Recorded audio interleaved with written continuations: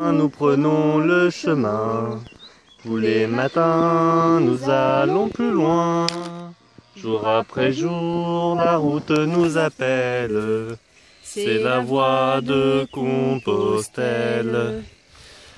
Bonjour à toutes, bonjour à tous, bienvenue sur Radio Camino. Bonjour Brenda. Donc nous allons présenter la minute culturelle présentée par Brenda, par le Père Édition.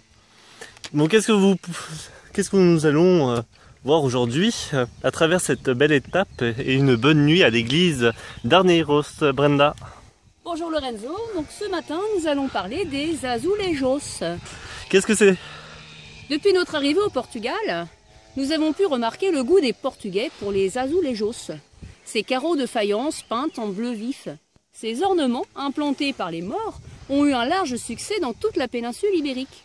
Sous l'occupation arabe, les carreaux sont non figuratifs, d'où l'interdiction de la représentation de l'art islamique. C'est le roi Manuel Ier qui est à l'origine de l'engouement portugais pour les azulejos. Il visita Séville en 1503 et fut tellement ébloui par la beauté des céramiques hispano-mauresques qu'il en fit adopter les techniques dans son pays. Les azulejos furent ainsi utilisés pour paver les murs ou les sols. L'une des plus belles réalisations se trouve dans le palais de Sintra, près de Lisbonne. La salle arabe est ornée de carreaux représentant des sphères armillaires, symbole de Manuel Ier. Cet art s'est popularisé, en fait, en partie intégrante de la culture portugaise. Représentation religieuse ou profane, panneaux signalétiques. Alors comme aujourd'hui nous allons à Mende, qu'est-ce qu'on va pouvoir visiter, voir à Mende après notre douche et surtout avoir lavé le linge? Donc je vais vous parler des couvertures de Mende. En fait, les habitants de Mende et des environs vivaient autrefois en grande partie de l'élevage des troupeaux. La laine tirée de cet élevage ainsi que la culture du lin offraient une très belle matière première pour la fabrication des tissus et des couvertures. Ce que les habitants de Mende produisaient pour eux-mêmes, ils se sont mis ensuite à le faire fabriquer pour les autres. C'est ainsi qu'au début du XVIIe siècle se sont développés à Mende l'artisanat et le commerce des couvertures appelé Montache Mindrikash, réputé dans tout le pays.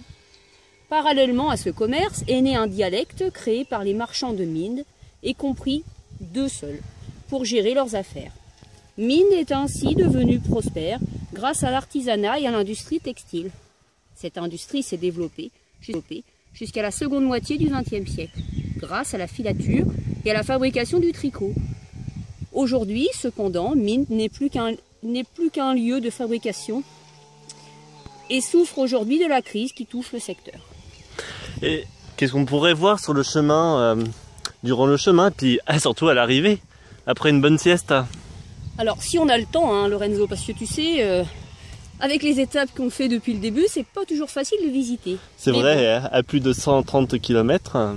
On a toujours la visite de l'église Notre-Dame de l'Assomption, à Mende, ensemble d'azulejos du XVIIe et XVIIIe.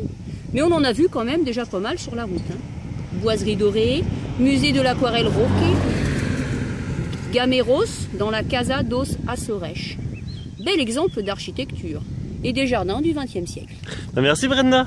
Merci Lorenzo. Bon on vous souhaite tous un bon chemin. Ultreia. Ultreia. Bon camino.